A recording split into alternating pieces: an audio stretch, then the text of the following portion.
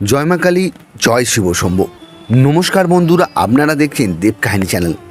আজ আমি এসেছি কলকাতার বুকে নিউ টাউন কারিগরি ভবনের কাছে অবস্থিত 450 বছরের প্রাচীন এক পীঠস্থান হাজরা কালীবাড়িতে।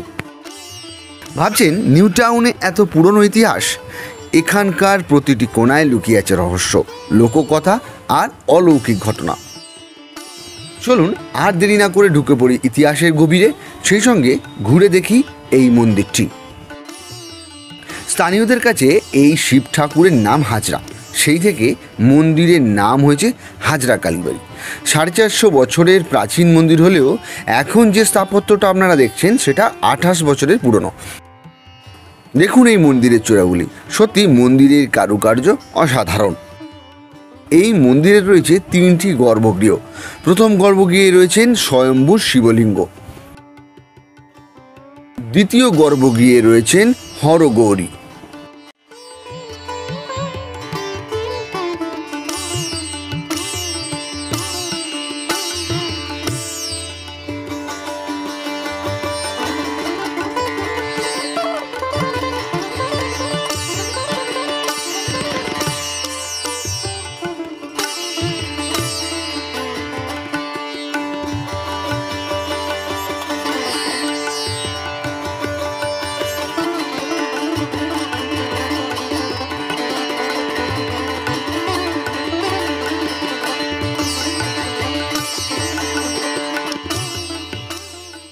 আর তৃতীয় গর্ভগৃহে রয়েছেন এই মন্দিরের প্রধান অধিষ্ঠাত্রী দেবী হাজরা কালীর বিশাল এক মূর্তি।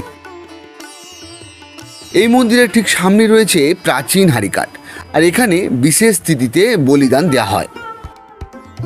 450 বছর আগে এইখানকার পরিবেশ ছিল সম্পূর্ণ অন্যরকম। এই স্থানের আগেকার নাম ছিল ধর্মতলা পাচুরিয়া। একসময় এর পাশ দিয়েই বয়ে যেত বিদ্যাধরী নদী, আর এই জায়গাটা ছিল সুন্দরবনের অন্তর্ভুক্ত।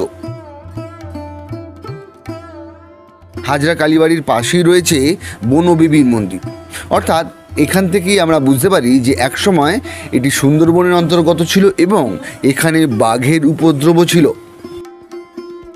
প্রতি বছর নীল পূজা এবং শিব চতুর্দশীতে এখানে লক্ষ লক্ষ ভক্তের সমাগম হয়। ভক্তি আর বিশ্বাসের এক অবিশ্বাস্য মিলন ক্ষেত্র তৈরি হয় সেই দিন। এই মন্দিরকে অন্যান্য তীর্থক্ষেত্র থেকে আলাদা করে তোলে এখানকার বিশেষ প্রথা। একটা সময় এই মন্দিরের পাশেই ছিল শ্মশান। অপঘাতে যাদের মৃত্যু হতো সেই সব মৃতদেহকে দাহ করা হতো এই শ্মশানে। এখন আর দাহ কার্য হয় না বটে, তবে প্রাচীন সেই সব শ্মশানের স্মৃতিচিহ্ন রয়ে গেছে এই এলাকায়। আজও বিশেষ তিথিতে পুজোর পর মন্দিরের পুরোহিতদের হাত থেকে প্রেতরা বা অপঘাতে মৃত আত্মারা বাবার প্রসাদ গ্রহণ করে। হ্যাঁ, ঠিকই শুনেছেন, আজও নাকি এখানে প্রেতাত্মাদের উদ্দেশ্যে মহাদেবের প্রসাদ উৎসর্গ করা হয়। বিশ্বাস করা হয় এই প্রথা আত্মাদের শান্তি প্রদান করে। সত্যি হাজরা কালীবাড়ি শুধু মন্দির নয়, 450 বছরের জীবন্ত একটা ইতিহাস, অলৌকিক বিশ্বাস আর লোককথার অবিশ্বাস্য সংগ্রহশালা। তাহলে কীভাবে যাবেন এই মন্দিরে? নিউ টাউনের মতো আধুনিক শহরে এই মন্দির খুঁজে পাওয়া খুবই সহজ। এই মন্দিরটির নিয়ারবাই ল্যান্ডমার্ক হচ্ছে কারিগরি ভবন। কারিগরি ভবন থেকে কয়েক মিনিট হাঁটলেই এই মন্দিরটি। কলকাতার প্রায় সব স্থান থেকে, যেমন হাওড়া, শিয়ালদা, ধর্মতলা বা বারাসাত থেকে নিউ টাউনগামী যে কোনো বাসে আপনারা নেমে পড়তে পারেন কারিগরি ভবন বা হাজরা কালীবাড়ি স্টপেজে, বা সাপুরজি পালমজি গামী যে কোনো বাস ধরলেই আপনারা এই কারিগরি ভবন বা হাজরা কালীবাড়ি স্টপেজে নামতে পারেন।